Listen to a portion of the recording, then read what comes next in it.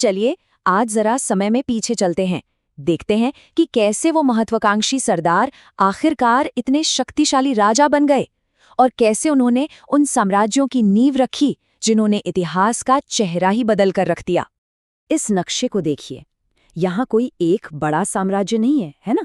बल्कि ये तो एक उबलती हुई कड़ाही जैसा है, जहाँ कई छोटे बड़े राज्य लगातार सत्ता के लिए एक दूसरे से भिड़ रही थे। मतलब एक ऐसा दौर था जहाँ चारों तरफ अफरा तफरी थी, लेकिन साथ ही मौके भी भरपूर थे।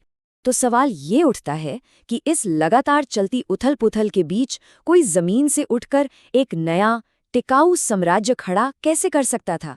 आखिर सत्ता का ये खेल खेला कैसे जाता था? देखिए, 7वीं सदी आते आते सीन बदल रहा था। अब मैदान में एक नई क्लास आ चुकी थी, ताकतवर योद्धा सरदार और अमीर जमींदार। और ये लोग सत्ता के पुराने तौर तरीकों को चुनौती देने के लिए पूरी तरह तैयार थे। इन्हीं ताकतवर लोगों को सामंत कहते थे। इसको ऐसे समझिए जैसे ये किसी बड़े राजा के नीचे काम करने वाले रीजनल मैनेजर हों। उनका काम था राजा के प्रति वफादार रहना, उन्हें महंगे महंगे तोहफे देना और जब भी जरूरत पड़े अपनी सेना लेकर हाजिर हो जाना।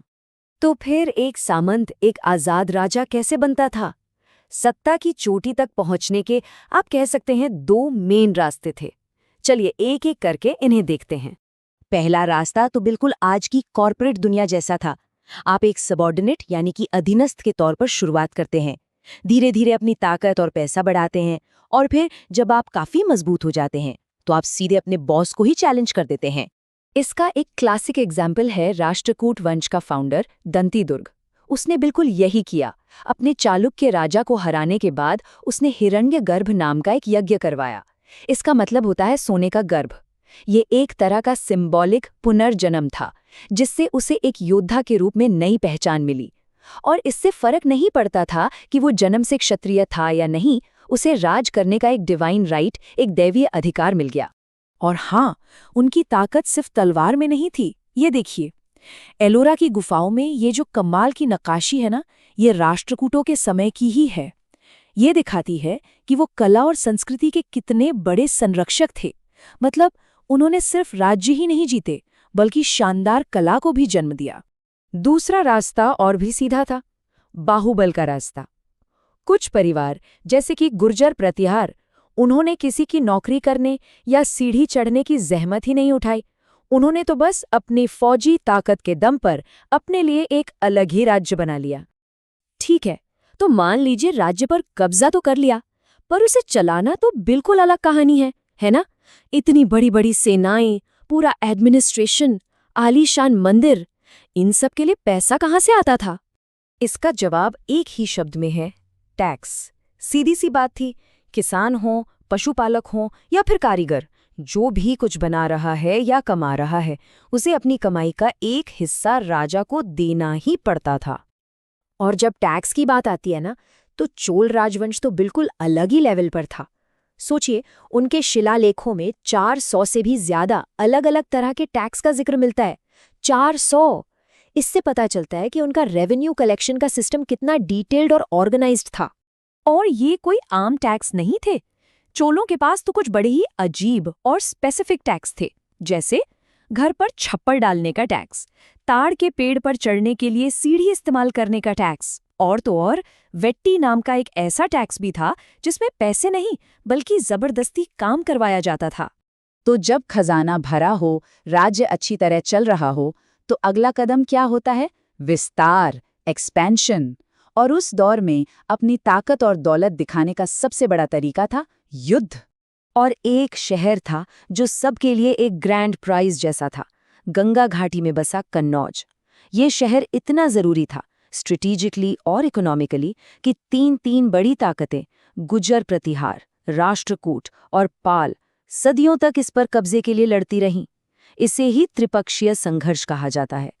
लेकिन ताकत का प्रदर्शन सिर्फ जंग के मैदान में नहीं होता था। राजा महाराजा अपनी पावर और अपनी भक्ति दिखाने के लिए बड़े बड़े आलीशान मंदिर भी बनवाते थे। और ये मंदिर सिर्फ पूजा पाठ की जगह नहीं थे, ये दौलत और ताकत के जबरदस्त सिंबल हुआ करते थे। और यहीं पर एक दुखद बात भी है, एक विडंबना। इन मंदिरों में जो बेहिसाब दौलत जमा होती थी, वही दौलत लड़ाई के वक्त हमलावरों के लिए उन्हें सबसे बड़ा निशाना बना देती थी। शायद इसका सबसे बदनाम उदाहरण है गजनी का महमूद। उसने भारत पर एक नहीं कई बार हमले किए, और उसका मेन टारगेट क्या था? सोमनाथ जैसे अमीर मंदिरों को लूटना, ताकि वो यहाँ से लूटे गए पैसे से अपनी राजधानी गजनी को और शानदार बना सकें। लेकिन क्या किसी राज्य की महानता सिर्फ उसकी फौजी ताकत या लूटी हुई दौलत से ही नापी जाती है? शायद नहीं।